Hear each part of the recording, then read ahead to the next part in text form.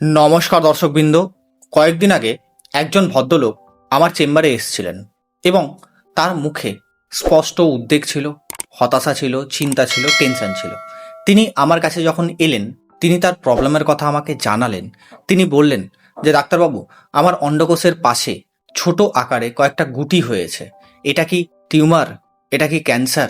এখান থেকে কি বড় কিছু হতে পারে? দর্শকবৃন্দ, এই যে প্রশ্নটা, এটা কিন্তু আজকের নয় বা নতুন নয়।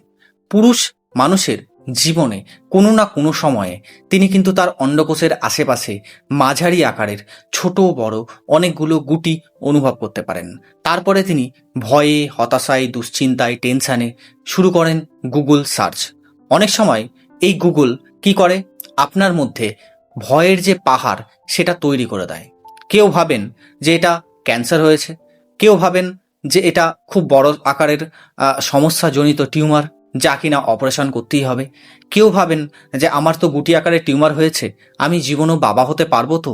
আবার কেউ এই সমস্যাটাকে নিয়ে বছরের পর বছর ধরে ভয়ে, দুশ্চিন্তায়, টেনশানে সময় কাটিয়ে দেন। দর্শকবৃন্দ, আজ আমরা এপিডিডাইমাল সিস্ট নিয়ে আলোচনা করব।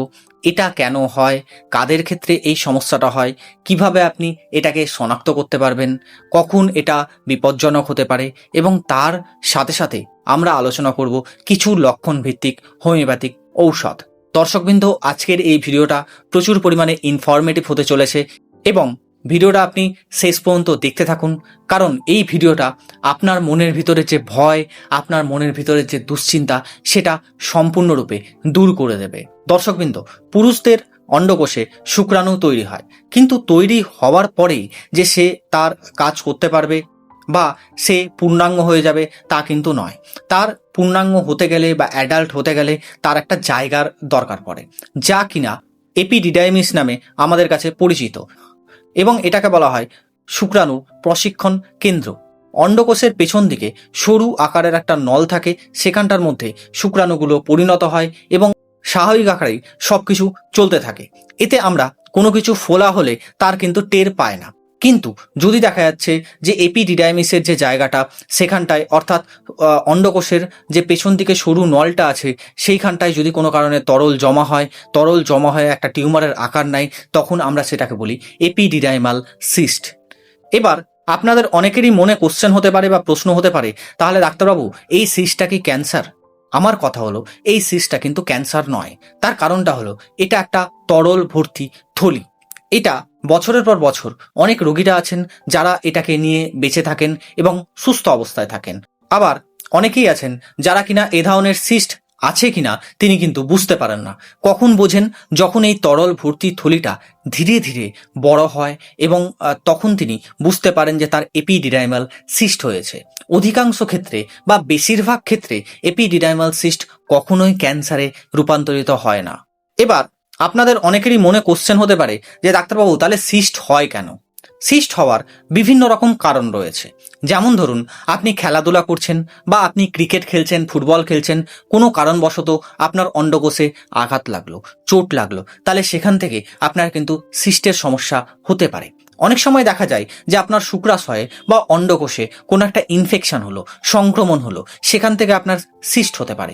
অনেক সময় আপনার বয়স জনিত যে কারণ বা বয়স বাড়ার ফলে আপনার শরীরের মধ্যে হরমোনাল যে তারতম্যটা ঘটে বা ইমব্যালেন্স ঘটে, সেখান থেকেও আপনার এপিডিডাইমাল সিস্ট আমরা দেখতে পাই। কিছু ক্ষেত্রে কারো যদি প্রোস্টেটের সমস্যা দেখা দেয়, তার সাথে এপিডিডাইমাল সিস্ট হতে পারে। আবার কারো ক্ষেত্রে যদি হাই ব্লাড প্রেশারের সমস্যা থাকে, হাই কোলেস্টেরলের সমস্যা থাকে, বা হয়তো ডায়াবেটিসের মতো রোগ রয়েছে, তাহলে তাদের ক্ষেত্রে এপিডিডাইমাল সিস্ট হতে পারে। কিন্তু দর্শকবৃন্দ, সব থেকে মজার কথা কি জানেন? সব থেকে মজার কথা হলো, অধিকাংশ ক্ষেত্রে এই সিস্ট হলে, এই টিউমার হলে কিন্তু রোগী কোনো লক্ষণই টের পান না। কেন টের পান না? তার কারণটা হলো, এই সিস্ট যাদের হয় তাদের ক্ষেত্রে কি হয় যে ব্যথা যন্ত্রণা একদম থাকে না। যখন সিস্ট বড় হয় তখন কিন্তু পেশেন্টের বা রোগীর হাঁটা চলা করতে সমস্যা হয়, অনেক সময় টান ধরে, অনেক সময় তার ভারী অনুভূত হয়, অনেক সময় যদি সিস্টের মধ্যে কোনো ইনফেকশন হয় বা ধরুন কোনো অন্ডকোষে ইনফেকশন হয়েছে, তাহলে সিস্টের জায়গাটায় লালচে হবে, হালকা একটু ব্যথা দেখা দেবে। অনেক সময় কি দেখা যায় যে সিস্ট একটা হতে পারে, দুটো হতে পারে বা অনেকগুলো হতে পারে। অনেক সময় দেখা যায় যে সেম আকার আপনি যা 10 বছর আগে দেখেছিলেন বা 5 বছর আগে দেখেছিলেন সেই আকার বা সেই সাইজ আপনি এখন দেখতে পাচ্ছেন। আবার অনেকের ক্ষেত্রে এই সিস্টের আকারটা ধীরে ধীরে বাড়তে পারে। কিছু লক্ষণ বা কিছু সিমটম যদি দেখা যাচ্ছে যে আপনার এই অন্ডকোষের সিস্ট হলে দেখা দেয়, তাহলে অবশ্যই আপনার উচিত যে চিকিৎসকের কাছে যাওয়া। কি কি সিমটম আপনি দেখলে বা কি কি লক্ষণ আপনি পেলে অবশ্যই চিকিৎসককে দেখাবেন। প্রথম কথা হলো, আপনার সিস্টের জায়গাটা যদি হঠাৎ করে তীব্র ব্যথা হয়, হঠাৎ করে আপনি দেখছেন যে সিস্ট বা অন্ডকোষের গুটিটা বড় হচ্ছে। অনেক সময় আপনি দেখছেন যে আপনার হালকা জ্বর আসছে। অনেক সময় আপনি দেখছেন যে আপনার গুটির জায়গাটায় হালকা লালচে ভাব হয়েছে বা হালকা আপনি গরম অনুভূত করছেন, কোনো একটা ছোট লোম ফোড়া হয়েছে। যদি দেখা যাচ্ছে যে আপনার অন্ডকোষের গুটি শক্ত হয়ে গেছে বা আপনার হাইড্রোসিল ভেরিকোসিলের মতো সমস্যা রয়েছে বা লক্ষণ রয়েছে, তাহলে অবশ্যই আপনার উচিত যে কোনো একটা ডাক্তারবাবুর সাথে পরামর্শ করা, তার পরামর্শ মতো অবশ্যই ঔষধ সেবন করা। এরপরে যদি দেখা যাচ্ছে যে আপনার অন্ডকোষে সিস্ট হয়েছে বা গুটি হয়েছে, আপনার ক্ষেত্রে ব্যথা হচ্ছে বা হচ্ছে না, আপনি জানতে চাচ্ছেন যে কিভাবে আমি এটা বুঝতে পারবো ভেতরে কোনো ইনফেকশন আছে কিনা, চিকিৎসকের কাছে যখন আপনি দেখাবেন, চিকিৎসক আপনাকে প্রাথমিকভাবে এক্সামিনেশন করবেন, তারপরে আপনাকে কিন্তু আল্ট্রাসাউন্ড করতে দেবেন এবং আল্ট্রাসাউন্ড করার পরেই এটা কিন্তু বোঝা যাবে যে সেই সিস্টের মধ্যে বা সেই গুটির মধ্যে কি টাইপের তরল জমা আছে। সেটা স্বাভাবিকভাবে তরল আছে, না সেটা নর্মাল আছে, না তার মধ্যে কোনো ইনফেকশন আছে বা তার মধ্যে কোনো সেমি সলিড কোনো দ্রবণ আছে, সেটা কিন্তু আল্ট্রাসাউন্ড করার পরেই সেটা বোঝা যায়। এবং বোঝা যায় যে সিস্টটাকে ঔষধের মাধ্যমে সারানো যাবে অথবা এই সিস্টটাকে সার্জারি করতে হবে। এরপরে বলবো দর্শকবৃন্দ যে হোমিওপ্যাথিক ঔষধ, এই যে সিস্ট হবে আপনার বা হয়েছে, তো এই সিস্টের জন্য বিভিন্ন লক্ষণ অনুযায়ী আমরা কিন্তু পেশেন্টকে হোমিওপ্যাথিক ঔষধ দিয়ে থাকি। আপনার উচিত প্রত্যেকটা লক্ষণ মন দিয়ে শোনা এবং তার সাথে সাথে প্রত্যেকটা ঔষধের নাম মন দিয়ে শোনা। তবেই আপনি বুঝতে পারবেন কোন লক্ষণে কোন ঔষধ সব থেকে ভালো কাজ করবে। যাদের ক্ষেত্রে দেখা যাচ্ছে যে এই অন্ডকোষের গুটি শক্ত, দীর্ঘদিন ধরে রয়েছে, ধীরে ধীরে বড় হচ্ছে, ধীরে ধীরে টিউমারের আকার নিচ্ছে এবং তার সাথে সাথে হালকা ব্যথা থাকতে পারে, তাহলে আপনি অবশ্যই এক্ষেত্রে ক্যালক্রিয়া ফ্লোর যে হোমিওপ্যাথিক মেডিসিনটা আছে তার 30 পোটেন্সি আপনি কিন্তু ইউজ করতে পারেন বা ব্যবহার করতে পারেন। এরপরে অনেকের দেখা যায় যে অন্ডকোষে সিস্ট হয়েছে, গুটি হয়েছে, কিন্তু অনেক সময় কি হয় যে কোনো একটা ইনফেকশনের জন্য বা কোনো একটা ঘায়ের জন্য সেই জায়গাটায় পুঁজ বেরোচ্ছে, রস বেরোচ্ছে, দীর্ঘদিন ধরে ইনফেকশন আছে, দীর্ঘদিন ধরে ঘা আছে, কোনো মতেই পুঁজ সারছে না, একটা ঘা সারছে আরেকটা ঘা হয়ে যাচ্ছে, তাহলে সেক্ষেত্রে আপনি সাইলেশিয়া যে হোমিওপ্যাথিক মেডিসিনটা আছে তার 30 পোটেন্সি বা 30 পোটেন্সি আপনি কিন্তু আপনার অন্ডকোষের গুটি সারানোর জন্য আপনি কিন্তু ব্যবহার করতে পারেন। এছাড়াও দর্শকবৃন্দ, যদি দেখা যাচ্ছে যে কারো আঘাত লাগার পর তার অন্ডকোষে গুটির সমস্যা হয়েছে, সিস্টের সমস্যা হয়েছে, অথবা একটা সিস্ট আছে তার সাথে সাথে অনেকগুলো সিস্ট আছে বা একের বেশি সিস্ট আছে বা গুটি আছে, তাহলে সেক্ষেত্রে থুজা যে হোমিওপ্যাথিক মেডিসিনটা আছে এটা কিন্তু খুব ভালো রকম কাজ করে।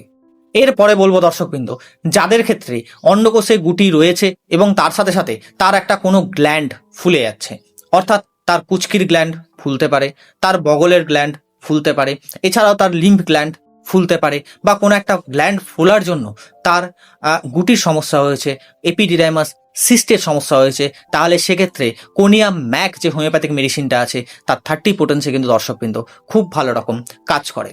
এরপরে দেখা যায় যে অনেকের ক্ষেত্রে অন্ডকোষে সিস্ট হয়েছে কিন্তু সিস্টের জায়গাটায় প্রচুর পরিমাণে সংবেদনশীল, প্রচুর পরিমাণে পেন হচ্ছে, ব্যথা হচ্ছে, প্যান্টের ঘষা লাগলেও তার ব্যথা হচ্ছে, তাহলে সেই জায়গাটায় হিপার সালভ যে হোমিওপ্যাথিক মেডিসিনটা আছে সেটা কিন্তু খুব ভালো রকম কাজ করে দর্শকবৃন্দ। এক্ষেত্রে আপনি হিপার সালভ 30ও ইউজ করতে পারেন বা ব্যবহার করতে পারেন। শুধু মনে রাখবেন হিপার সালভ যে বা যিনি খাবেন তার ক্ষেত্রে কিন্তু স্পর্শ করলেই তার ব্যথা হতে হবে এবং ব্যথার জায়গাটা লালচে থাকতে পারে, ব্যথার জায়গাটা হালকা গরম হতে পারে, তাহলে আপনি এক্ষেত্রে হিপার সালভ খেলে বা হিপার সালভ হোমিওপ্যাথিক ঔষধ সেবন করলে আপনি খুব ভালো রকম রেজাল্ট পাবেন। তবে মনে রাখবেন দর্শকবৃন্দ, সব সমস্যায় একই ওষুধ সবার জন্য হবে না, বিভিন্ন রকম লক্ষণে বিভিন্ন রকম হোমিওপ্যাথিক ঔষধ হতে পারে, তাই আপনার লক্ষণ অনুযায়ী আপনি কিন্তু হোমিওপ্যাথিক ঔষধ সেবন করতে পারেন।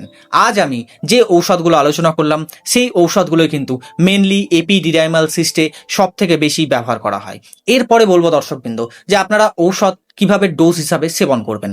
এই ঔষধের মধ্যে যে ঔষধের লক্ষণ আপনার সাথে মিলবে, শুধুমাত্র সেই ঔষধটা 2 ফোঁটা 2 চামচ জলের সাথে মিশিয়ে দিনে 2 বার খাওয়ার আগে আপনি কিন্তু পরপর 3 দিন 4 দিন 5 দিন আপনার সমস্যা মতো আপনি কিন্তু সেবন করতে পারেন।